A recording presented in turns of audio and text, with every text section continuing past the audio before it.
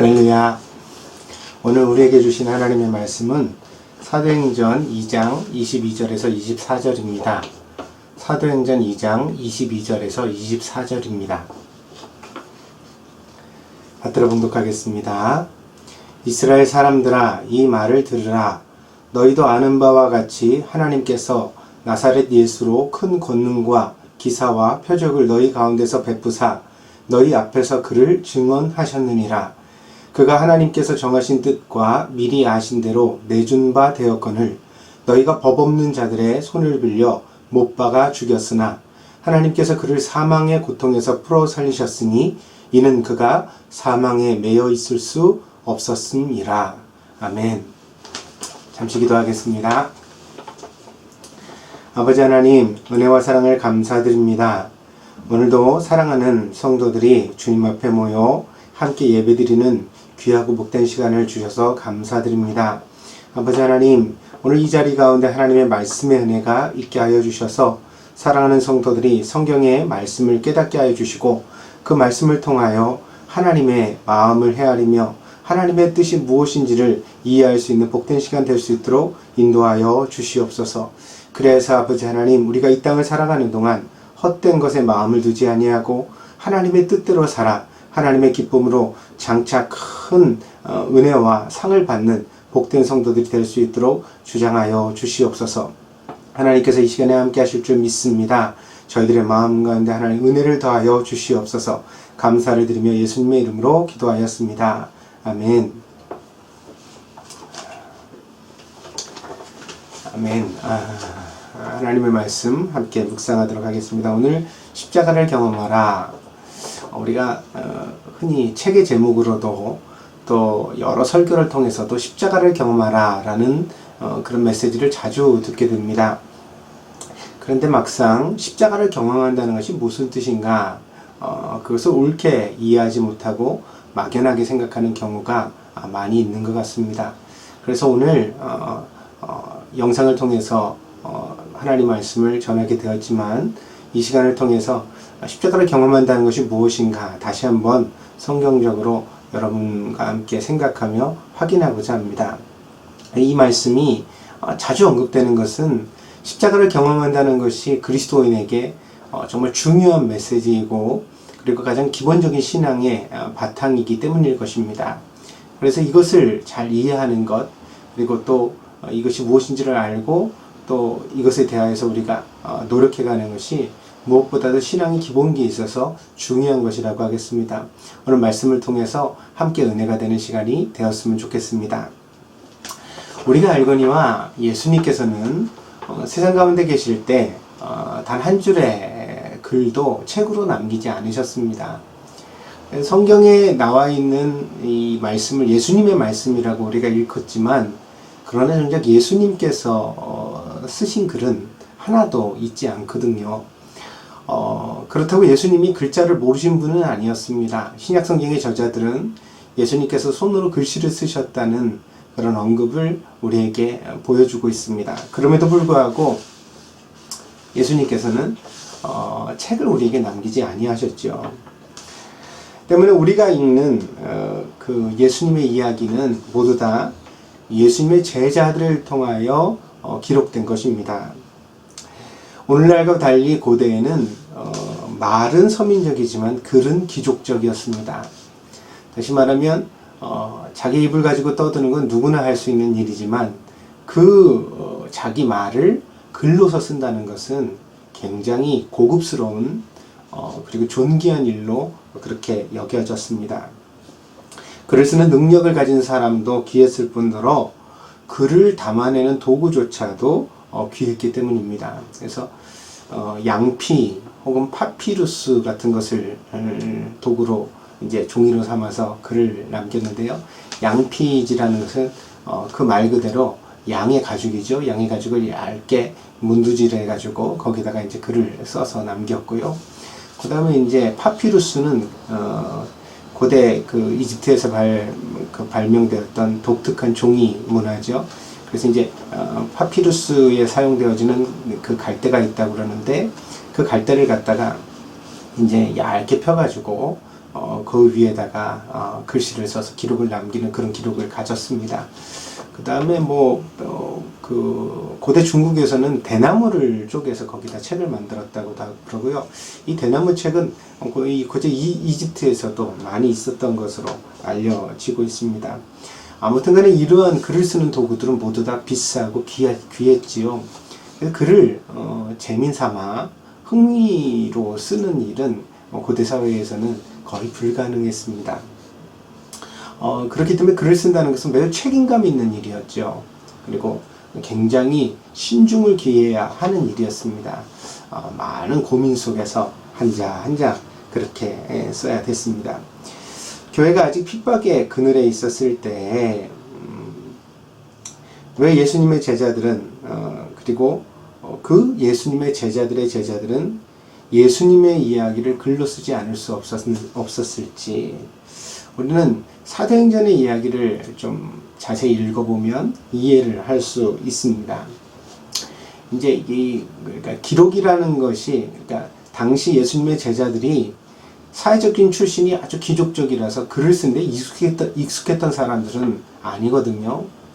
그런데도 불구하고 어부였던 베드로와 같은 사람도 이제 베드로서신이라는 훌륭한 그런 신약 성경을 저술을 하지요. 그럼 왜 도대체 어부였던 베드로가 조금 무리하는 감이 없지 않게 그렇게 펜을 들고 글을 쓸 수밖에 없었는가? 거기에는 이제 어떤 사정, 형편이 내재되어져 있다는 것이죠.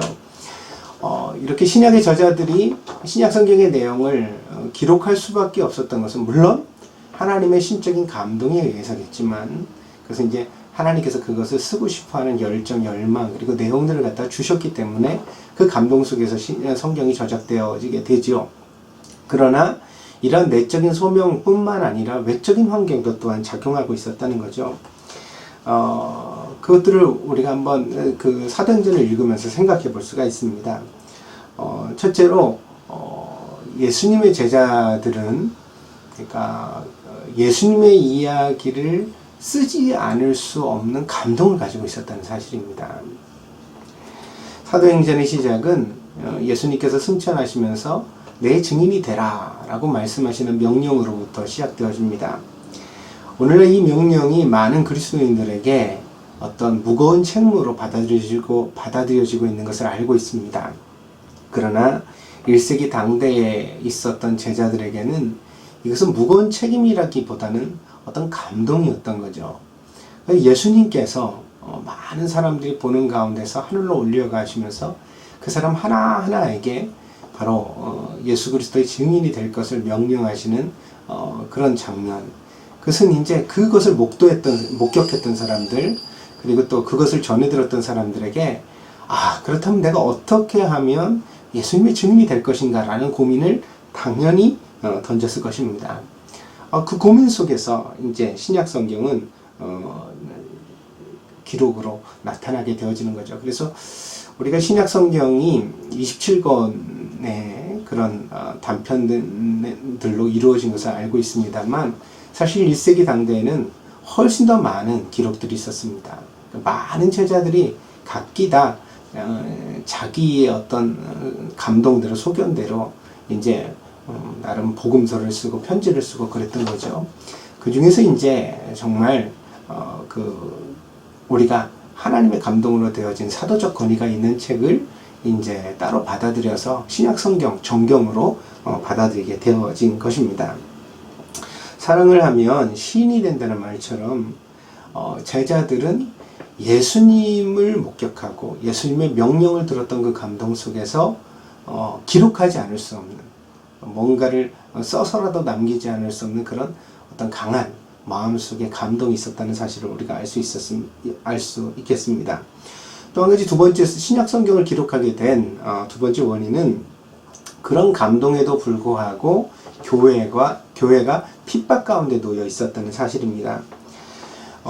초기의 초대교회는 유대인으로부터 박해를 받았습니다. 그래서 예수님의 십자가 사건도 사실 로마인의 결정이라기보다는 유대인들 군중의 결정으로 성경 속에 나타나지 않습니까? 그러니까 많은 유대인들이 폭동을 일으킬 만큼 흥분된 상태에서 예수님을 못 박으라고 강요해서 총독 빌라도가 예수님을 십자가에 못 박는 형에 처하는 그러한 장면이 성경 속에 묘사되어져 있죠. 그래서 처음에는 교회가 유대인의 핍박을 받았습니다. 그러나 그 이후에 많은 폭정과 폐악을 저질렀던 이 로마의 황제들이 자기의 어떤 치부를 갖다가 가리는 방패막이로 그리스도인을 사용하기 시작했죠. 그래서 그리스도인 때문에 뭐 불이 나고 그리스도인 때문에 무슨 일이 생기고 폭동이 일어나고 그랬다고 누명을 씌우면서 제국적으로 거대한 로마 제국 안에서 바로 기독교에 대한 박해가 본격적으로 시작되어지게 됩니다. 이러한 박해는 예수님의 증인이 되어야 한다는 강한 신념과 감동을 가지고 있었던 제자들을 움직이지 못하게 만들었겠죠. 갈 수가 없는 겁니다. 마음대로 움직일 수도 없고 또 설교할 수도 없고 그런 상황들이 이제 점점 옥죄어오고 생겨나게 되어지는 거죠. 그러나 그렇게 강하게 틀어막는다고 해서 그 안에 있었던 사람들 안에 있었던 어떤 열망을 다 없애버릴 수는 없는 것입니다. 그런 면에서 이 박해, 부자유, 억압과 같은 상황이 신약 성경의 저작에 강한 동기가 오히려 되었다는 사실입니다. 그런 점에서 신약 성경의 기록은 내적으로는 성령의 감동에 의한 것이지만 외적으로는 박해와 억압의 결과물이라고도 말할 수 있을 것입니다. 참 이게 아이러니한 기적이라고 할 수 있겠죠. 그죠?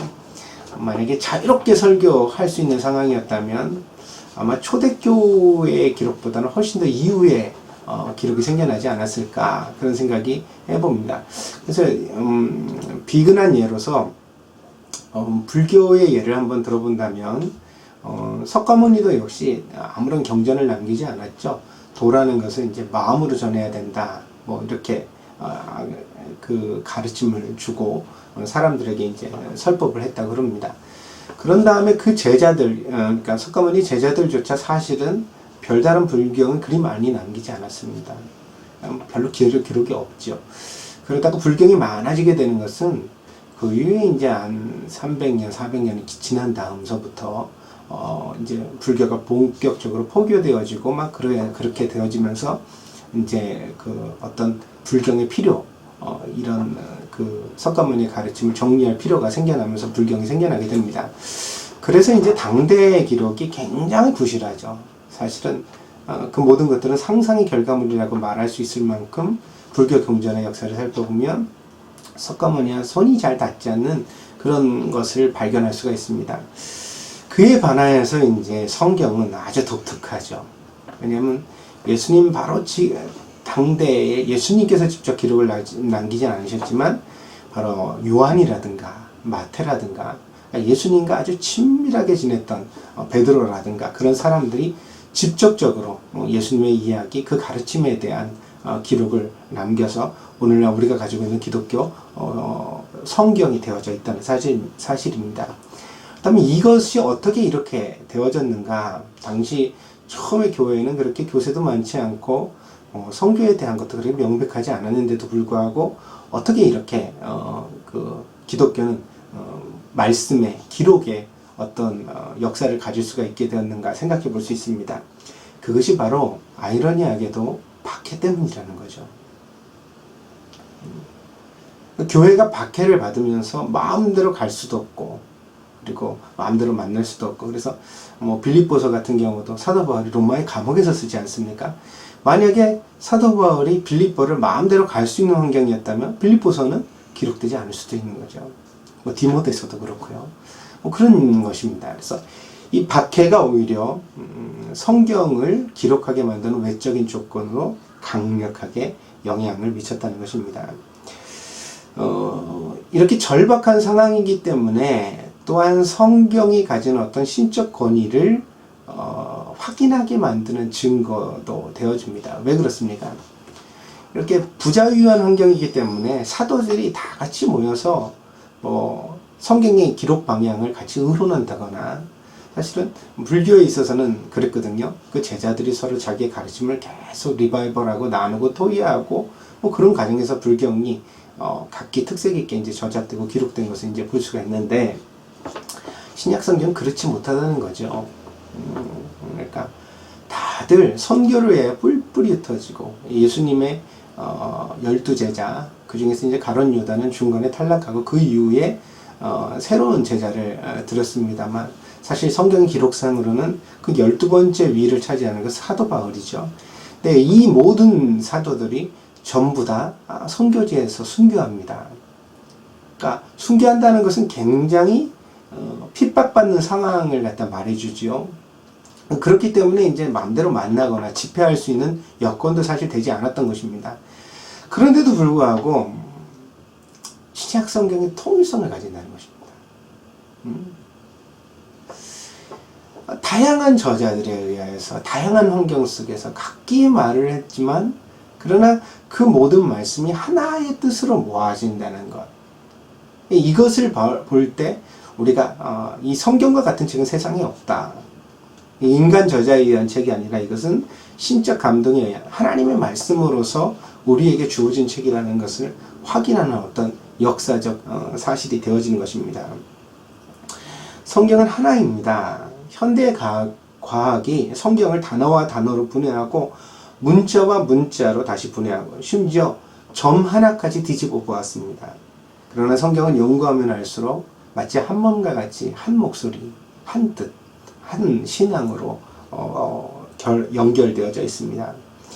이것은 유대인이 치밀하기 때문에 혹은 교회의 역사가 계속 성경을 진화시켜 발전시켰기 때문에 그렇게 된 것이 아니라 성경은 본래부터 그러했다는 것입니다.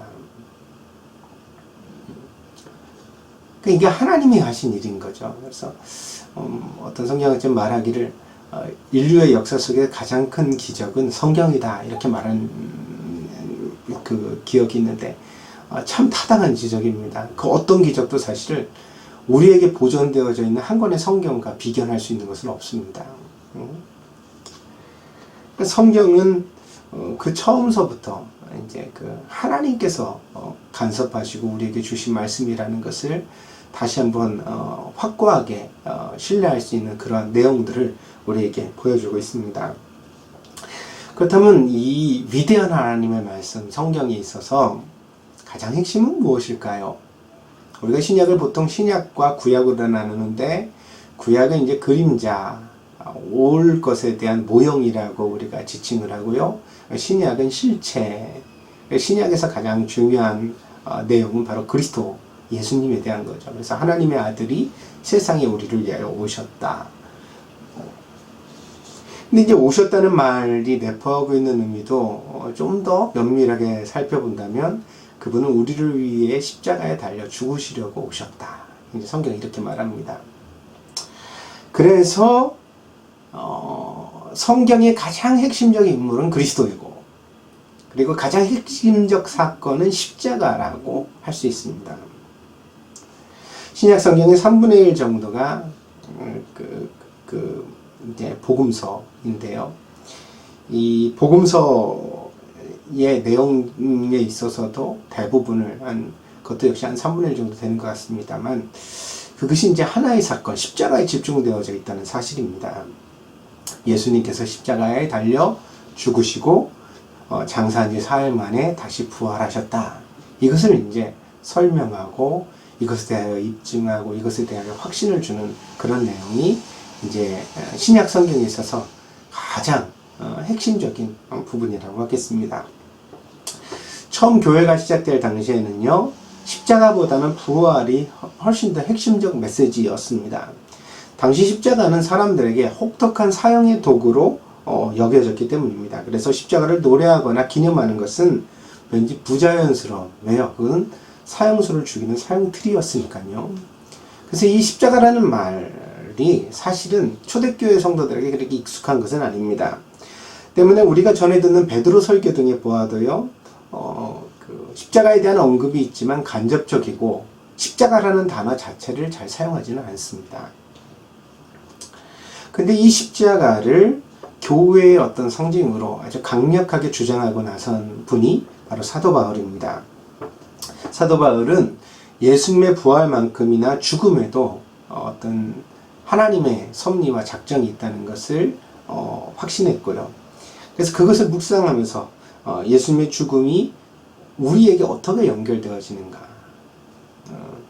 이제 처음에 초대교회는 예수님의 부활과 우리를 어떻게 연결시킬 것인가를 고민했는데, 그 이후에 이제 사도 바울이 선교를 해나가면서 예수님의 죽음으로부터 그 의미를 갖다가 더 이제 확장하고 심도 있게 그런 생각하는 그런 신학을 발전시켜 가는 것입니다. 그래서 이 십자가라는 사건이 바로 비로소 부활이라는 것의 전제적 조건, 그러니까 십자가가 부활과 양면과 같은 한 몸이라는 것을 이제 강력하게 성경 속에서 이야기하게 되는 것입니다. 그렇다면 십자가는 무엇을 의미하는가? 그 십자가의 죽음이 도대체 신자에게 무엇을 의미하는가? 우리가 생각해 볼 수 있는데요. 신약 성경에서 보면 오늘 이제 본문을 사실 그래서 선택을 했습니다. 십자가를 경험하라. 십자가를 경험하라. 그런데 십자가가 도대체 무엇인가? 했을 때 십자가는 우리에게 있어서 사망의 고통에서의 해방을 의미한다. 이제 오늘 본문의 마지막에 그렇게 되어져 있습니다. 그렇게 이제 이야기를 하고 있는 거죠. 사망은 죽음입니다. 그죠? 그리고 죽음은 모든 사람에게 피할 수 없는 운명입니다. 그래서 성경은 모든 사람은 죽게 된다. 그렇게 선언하죠. 사람은 누구나 태어난 이후에 죽어가고 있습니다. 그 죽음에는 권력도 금력도 학력도 항거할 수 없습니다. 아무리 대단한 사람, 아무리 거대한 힘을 가진 사람도 결국엔 죽게 됩니다. 그래서 한국 사회가 이제 재벌의 그런 대물림 문제로 뭐 90세씩 되고 80세가 넘으신 분들이 이제 자식에게 재산을 물려주는 그런 사건들을 우리가 목격하여 보게 되는데, 간만에 뭐 아직까지도 물려주고 싶어서 물려주는 건 아니죠. 그죠? 근데 이제 너무 나이를 먹고 자기가 노쇠해지고 더 이상 정신이 맑지 않으니까 어쩔 수 없어서 자식에게 물려주는 겁니다. 그건 결국 무엇을 말하느냐면, 아무리 거대한 금력을 가져도, 아무리 거대한 권력을 가져도 결국은 죽음을 피할 수 없다는 거죠. 그러니까 세계에서 몇 번째 재벌이 됐든지 죽어간다는 인간의 운명적 사실에는 차별이 없는 겁니다. 다 똑같다는 거죠.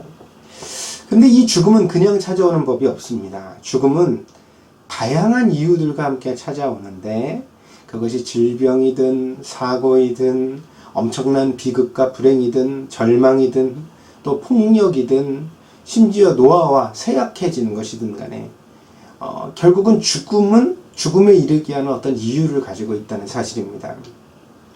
이 모든 죽음의 이유들이 결국은 고통입니다. 신약 성경에는 사망아 너의 쏘는 것이 어디 있느냐, 이렇게 이제 구약을 인용하면서 사망에 대한 어떤 그 흉포함, 그 사망을 이기신 그리스도의 부활을 말하기 전에 사망이 가진 어떤 고통을 말하거든요. 근데 쏘는 것, 이게 뭐냐면 왕벌의 침을 의미한단 말이에요. 그러니까 어떤 그 왕벌이가 그 침으로 이렇게 탁 사람을 쐈을 때 아주 극심한 고통에 처하게 되잖아요. 그러니까 사망도 그런 고통을 내재하고 있다고 말하는 거죠. 그래서 사망 자체가 나쁜 게 아닙니다. 어떤 면에서는 하나님의 나라에 들어가는 관문이 되어줄 수도 있고, 그렇죠? 또 그 사망을 통하여서 우리가 또 어떤 인생의 유의미한 의미를 찾을 수도 있겠습니다만, 그러나 그럼에도 불구하고 사망을 무조건 미화할 수 없는 것은, 모든 사망은 고통을 내재하고 있기 때문이다. 그래서 어떤 이제 많은 분들이요, 나이 드신 분들 특히 그런 얘기를 하세요. 뭐라고 얘기를 하시냐면, 자신은 소망이 있는데 이제 고통 없이 죽고 싶다. 이게 사실은 참 어떤 재벌이 되는 것보다 훨씬 더 어려운 꿈이죠. 고통이 없이 죽고 싶다. 왜? 죽음이라는 것은 고통의 이유를 통해서 찾아오는 것인데, 어떤 면으로든지요.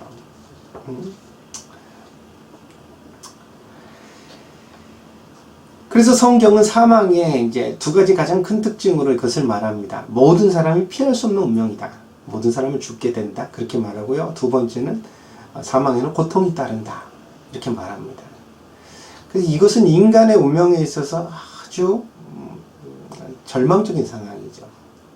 아니, 고통을 당하기 싫잖아요. 근데 그 고통을 피할 수가 없는 거, 운명적으로. 왜? 모든 사람은 죽게 되는데 죽음의 이유가 고통이기 때문에. 근데 이 사망에 대한 하나님의 어떤 해결 방법, 약으로서 하나님께서 우리에게 주신 것이 이제 부활이라는 것입니다. 그럼 부활은 무엇이겠습니까? 오늘 이제 사도행전 우리가 읽었던 사도행전의 본문에서 베드로가 설교하는 중에 이 부활을 설명하는데 뭐라고 설명하냐면 예수님의 부활이죠. 근데 하나님께서 그를 사망의 고통에서 풀어 살리셨으니 그랬습니다. 하나님께서 그를 사망의 고통에서 살리셨으니 이 짧은 본문이요 우리에게 이제 부활에 대한 몇 가지 이해를 가지도록 인도합니다. 첫 번째로요 부활은 신적 수동태입니다. 그러니까 살려주시는 거죠. 내가 살아나는 게 아니야. 내 힘으로 자력으로 부활하는 게 아닙니다. 사람의 일이 아니라 하나님의 일이라는 뜻입니다. 우리가 노력한다고 이룰 수 있는 것 혹은 뭐 가지려고 열망한다고 가질 수 있는 것이 아니라 이것은 전적인 은혜라는 사실을 오늘 본문이 가리키고 있습니다.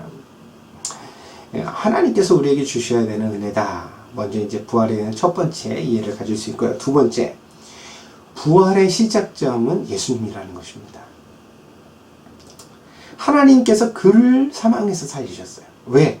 우리의 부활의 첫 열매가 되게 하시기 위하여서. 그래서 예수님으로 말미암아 우리에게 부활이 주어졌다는 것을 사도 베드로가 이와 같이 설교하고 있는 것입니다. 이 예수님의 부활은요 마지막 이벤트가 아닙니다. 그러니까 예수님의 어떤 공생의 사역이 쭉 진행을 되다가 마지막 대단원으로서 많은 기적을 이루셨지만 제일 큰 기적은 결국 예수님이 살아나신 것이다. 이렇게 설명하면 어떤 드라마틱하겠지만 그러나 사실은 성경적 의미를 놓치고 있는 것입니다. 왜냐하면 예수님의 부활은 끝이 아니라 시작이기 때문입니다. 예수님으로 말미암아서 우리 모두가 이 부활에 참여하도록 하시기 위해 부활하셨다는 겁니다. 그래서 우리는 오직 예수님으로만 이 부활에 이르는 믿음을 가질 수 있습니다.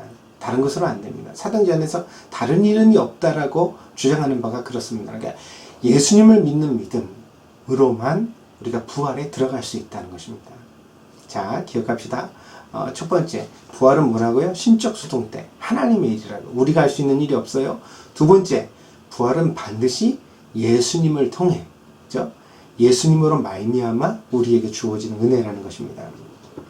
세 번째로 이 부활은 결과적으로 모든 고통에서 우리를 해방한다는 것입니다. 사망의 고통에서 풀어 살리셨습니다. 예수님만요? 아니요. 우리도요. 신자들도 참된 믿음 안에서 바로 이 부활을 하나님이 허락해 주신다는 것입니다. 앞에서도 말씀드린 바와 같이 죽음은 수많은 이유로 우리를 찾아옵니다. 심지어 로마서에서 사도 바울은 사람뿐 아니라 모든 자연 만물도 이 사망의 고통 아래에 있다. 그래서 그 고통 때문에 신음하고 있다. 이렇게 표현을 했습니다.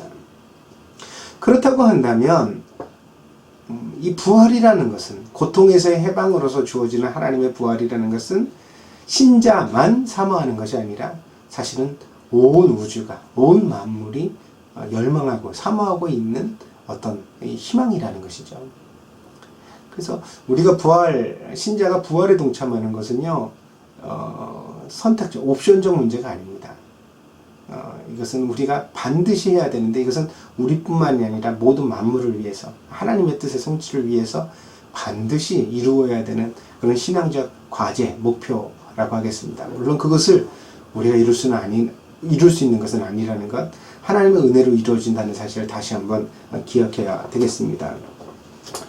오늘 우리가 그리스도의 십자가를 바라볼 때 그것은 잔혹한 죽음만을 바라보는 것이 아니라 그 죽음을 통해 나타난 하나님의 사랑과 또한 그 부활을 통해 나타난 하나님의 큰 능력을 함께 바라보는 것이어야 한다는 사실입니다. 성경적으로 건전한 신앙이라는 것은 바로 이러한 균형을 갖추는 것을 의미합니다.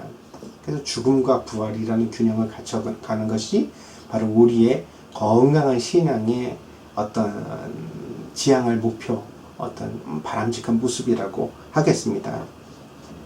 어떤 신자들은 죽음만을 생각해서 감상적이 됩니다. 그래서 날마다 예수님이 고통받으셨으니 나도 고통 속에 살아야 된다고 생각하는 사람들이 있죠. 이건 이제 그리스도의 십자가를 반쪽만 이해하는 것이죠. 또 어떤 신자들은 부활만을 생각해서 경박스러운 기쁨을 말하기도 합니다. 그래서 뭐 아무것도 고통할 필요 없고 아무것도 걱정할 필요 없고 그냥 날마다 기뻐하는 것. 어떻게 보면 그리스도인이 된다는 말이 바보가 된다는 말이랑 똑같은 것처럼 그렇게 주장하는 사람들도 간혹 만나게 되어집니다. 그러나 이것은 모두 다 부족한 생각이라는 사실이죠. 기독교인의 건강한 신앙은 그리스도의 죽음을 묵상하면서 자기 내면의 욕망을 죽이고 또한 그리스도의 부활을 묵상하면서 자기 내면의 소망을 발견하는 일입니다. 그 죽음과 부활의 경험이 계속되는 과정이야말로 우리 신앙의 건강한 과정이라고 하겠습니다. 그래서 오늘 설교를 드리면서 여러분에게 말씀을 드리고 싶은 것은 신앙생활을 너무 기쁘게만 여기지도 말고 그렇다고 너무 슬프고 무거운 것으로만 받아들이지도 마라. 그 양면을 다 취하는 것. 그러니까 내게 어떤 욕망이 있을 때 하나님의 뜻과 반하는 것이 있을 때 그것을 자꾸 죽여나가는 과정은 어떤 면에서 좀 우울하다 그럴까요? 어떤 면에서 좀 힘들고 버거운 것일 수 있죠. 십자가를 진다는 의미입니다. 그게 그런 과정을 당연히 밟아야 되는 거예요. 회개도 기쁘게 할 수는 없는 거거든요. 그러니까 우리가 신앙생활을 해가면서 우리 안에 그런 게 안 생기면 참 좋겠는데 모든 사람은 욕심이 있지 않습니까? 그 욕심의 유혹을 따라가다 보면 자기도 모르게 죄를 짓고 그리고 슬픔에 빠지거든요. 그 슬픔에 빠지는 게 이상한 일이 아니라는 거죠. 오히려 슬퍼하지 않는 게 이상한 거죠. 그것을 자꾸 자기 내면에서 죽이려고 노력하는 거. 내가 왜 이럴까? 하나님 뜻대로 살고 싶은데 왜 이렇게 마음대로 안 될까? 내 안에 왜 이렇게 게으름이 역사할까? 그 고통을 가지고 하나님 앞에 애통하는 것. 복 있는 사람의 단면인 거죠. 그죠? 그렇게 애통하는 면을 가지고 있는 게 이제 신자의 건강한 신앙의 한 모습이고, 그렇다고 해서 맨날 애통만 하면서 살아간다면 그것도 신자로서 부족한 거죠. 항상 기뻐하라는 성경 말씀을 어떻게 이룰 수 있겠습니까? 그러니까 그렇게 애통하는 과정 이후에는 그 다음엔 하나님을 믿어드려야 되는 거죠. 신적 수동태라고 그랬잖아요. 내가 노력해서 되는 게 아니라 하나님의 은혜로 이루어 주시는 거예요.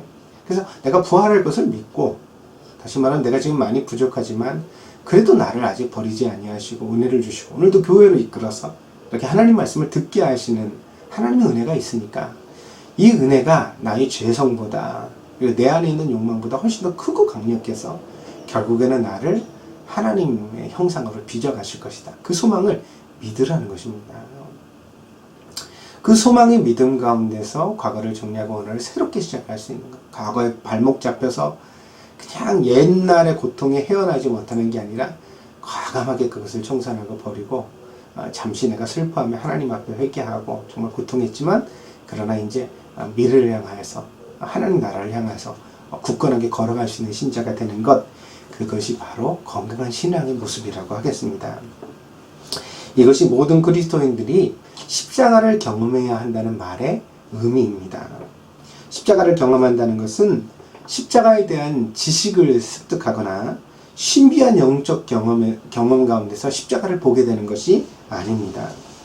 십자가의 환상을 본다고 십자가를 경험한다는 게 아니라는 거죠. 뭐 어떤 분은 예수님이 십자가에 달려서 피를 툭툭 흘리시는 환상을 봤다. 근데 보면 뭐합니까? 그걸 봤다고 해서 뭐 내 안에 거룩한 변화가 저절로 일어나나요? 그렇지 않거든요. 5만 가지 신비한 경험을 다 하고도 방언을 말하고 귀신을 쫓아내고 뭐 병자를 고치고 하나님의 나라를 보고 환상 중에 지옥과 천당을 왔다 가고 나서도 그리고 나서도 또 죄 짓는데 넘어지는 게 인간이라는 거죠. 그러면서 그것이 십자가를 경험한다는 말의 실체는 아닙니다. 믿음을 통해 우리 내면에 경건하지 못한 어떤 모습들을 갖다가 자꾸 발견하고 그리고 그것을 갖다가 자꾸 믿음 가운데 이렇게 잘라내고요. 이게 이제 십자가의 죽음을 경험하는 거죠. 내 안에 그 버리기 싫어하는 것을 믿음 때문에 버리고 포기하는 것 말이에요. 돈에 대한 욕심 혹은 이기적인 생각들, 우리가 나만 아는 것, 그런 어떤 자기만의 어떤 감춰져 있는 단면들을 자꾸 말씀으로 끊어내는 것이 이제 십자가를 경험하는 것이고요. 뿐만 아니라 성경의 말씀을 통해서 하나님은 우리에게 명령하시는 율법을 받아들이고 말씀을 받아들이고요. 또 그 약속하신 말을 붙드는 것. 아까도 말씀드린 바와 같이 하나님이 이루어 주실 소망을 믿어드리는 것. 그게 이제 십자가를 경험한다는 말씀의 의미라고 하겠습니다. 오늘 말씀을 정리하겠습니다. 성경의 핵심은 그리스도의 십자가입니다. 그리고 이 십자가는 대속의 죽음과 그리고 부활을 함께 말하고 있습니다. 절대로 십자가를 말하면서 죽음만을 말하면 그것은 이제 반쪽짜리 진리가 되어버리는 거죠. 그래서 그리스도의 십자가는 항상 부활이라는 영광과 함께 쌍을 이루고 있다. 그것을 우리가 꼭 명심해야 되겠습니다. 그리고 이 죽음과 부활은 믿음을 통해 모든 신자들의 삶에서 실현돼야 됩니다. 이 십자가를 경험하라는 말의 의미는 결국 그 십자가의 죽음과 부활을 내 삶에서 실현해내라는 말입니다. 그리스도께서 죽으신 것과 부활하신 것을 우리의 삶에서 합당하게 실현해내는 것. 그것이 바로 십자가를 경험한다는 말의 의미입니다. 그 죽음은 죄에 대한 죽음입니다. 보다 근본적으로는 죄를 일으키는 우리의 욕심에 대한 죽음입니다. 예배를 드리면서 욕심을 버리셔야 합니다. 예배를 드리고 나서도 여전히 돈에 대한 욕심, 자식에 대한 욕심, 자기 자신에 대한 욕심을 버리지 못한 채 여전히 그 욕망 가운데 이끌려서 말하는 성도들을 보면 가슴이 아픕니다. 오늘도 설교가 저 사람들에게는 은혜가 되지 못했구나. 아직까지 하나님의 말씀을 받아들이고, 물론 그 받아들인다는 것이 단번에 사람이 변화되는 건 아닙니다. 그렇지만 우리가 잠시 욕심에 이끌려 그렇게 살다가도 이렇게 설교를 듣고 나면 내가 틀렸구나 이렇게 느껴야 되거든요. 그러니까 틀렸다고 느꼈을 때 그걸 자랑하지는 못하지 않습니까? 근데 이제 여전히 그걸 발견하지 못하게 될 때 우리는 자꾸 우리 안에 있는 욕심을 자랑하거든요. 나도 모르게 내 입으로 부끄러움 없이 내 욕심을 막 떠들어댑니다. 이제 말씀의 은혜가 없는 거죠. 설교자도 슬프고 또 그 영혼이 불쌍합니다. 하나님 앞에 많은 가르침을 받고서도 여전히 참 십자가를 경험하지 못하고 있구나 그런 생각이 듭니다. 또 그 부활을 말씀을 통해서 그 부활을 경험해야 합니다. 그러니까 과거를 끊어내고 그 다음에는 새로운 소망이 반드시 있어야 되겠죠. 하나님이 명령하신 것을 쫓아서 살고자 하는 열망. 그러니까 항상 설교란 하지 마라 그리고 하라는 것으로 되어 있잖아요. 오늘 설교를 통하여 말씀을 드린다면 과거의 욕심을 끊어내고 그리고 말씀대로 살아라. 하나님 말씀을 붙들고 살아라. 이런 교훈이 되겠는데 이 말씀을 붙들고 살아라라는 것을 우리가 정말 받아들이는 것. 그것이 이제 부활의 소망인 거죠. 부활한 자의 새로운 삶의 모습이니까요. 그래서 사도 바울은 에베소서 4장에서 오늘 베드로의 설교와 똑같은 이야기를 이제 하고 있는데, 그러니까 베드로의 설교는 예수님의 십자가와 부활에 대하여서 오늘 설교를 하고 있다면, 오늘 사도 바울은 이것을 신자에게 적용해서 이렇게 말합니다. 너희는 유혹의 욕심을 따라 썩어져가는 구습을 쫓는 옛사람을 벗어버리고, 이 십자가의 죽음이죠. 오직 너희의 심령이 새롭게 되어 하나님을 따라 의와 진리의 거룩함으로 지으심을 받은 새 사람을 입으라. 이게 부활이죠. 그래서 십자가와 부활을 에베소서 4장 22절에서 24절입니다. 이렇게 설교하고 있습니다. 이것이 이제 신자가 우리들이 마땅히 사모해야 할 어떤 신앙의 내용입니다. 다시요. 너희는 유혹의 욕심을 따라 썩어져가는 구습을 쫓는 옛사람을 벗어버리고, 그렇죠? 욕심에 이끌려서 옛 습관대로 살아가는 썩어질 옛사람, 그걸 벗어버리라는 거예요. 이제 제발 좀 믿음이 없는 사람들과 똑같은 걱정, 똑같은 욕심, 그걸 자꾸 가지고 살려고 하지 마세요. 오늘 예배 오셨으니까 이 예배를 드리면서 그런 욕심을 이제 부끄러운 줄 알고 좀 버리셔야 돼요. 십자가의 죽음을 경험하는 게 그 욕심을 버리는 것이 이게 아니구나. 하나님이 이런 식으로 살려고 하지 않았구나. 그걸 깨닫고 그 자기 마음에 있는 욕심을 포기하는 것. 그게 이제 십자가의 죽음입니다. 그 다음에 오직 너희의 심령이 새롭게 되어서 하나님을 따라 의와 진리의 거룩함으로, 의와 진리의 거룩함이 뭐예요? 그게 말씀이거든요. 하나님 말씀. 하나님의 말씀으로 지어지는 새 사람을 입으라. 하나님 말씀이 가르쳐 주시는 새로운 인생을 받아들이라는, 성경을 통해서 우리에게 명령하시는 바를 이렇게 살아라 저렇게 살아라 하는 그 말씀을 우리가 진심으로 받아들이고 그것대로 순종하기로 결심하는 것, 그게 이제 부활이라고 하겠습니다. 그래서 십자가를 경험한다는 것은 이 십자가의 죽음과 부활의 도를 우리 안에 적용하는 것이다, 그렇게 이해할 수 있습니다. 이것은 다른 무엇보다도 더 중요한 우리들의 기도 제목이 되어야 마땅합니다. 여러분 평소에 기도하시는데 뭘 그렇게 기도하십니까? 우리 아이 건강하게 해달라고, 귀한 일이죠. 우리 교회 부흥하게 해달라고, 참 귀한 제목입니다. 여러 가지가 있는데 그러나 가장 근본적으로 우리가 기도해야 될 제목을 오늘 알려드리겠습니다. 그것은 하나님, 내가 날마다의 삶 가운데서 그리스도의 십자가를 경험하며 살아가는 신자가 되게 하여 주시옵소서. 그 십자가의 죽음과 부활을 남의 이야기로 삼아서 살아가는 것이 아니라 바로 내 인생의 이야기로서 삼고서 살아가는 한 사람의 그리스도인이 되게 하여 주시옵소서. 이게 이제 우리가 마땅히 날마다 하나님 앞에 드려야 될 정말 신실한 기도의 제목이 아닌가 싶습니다.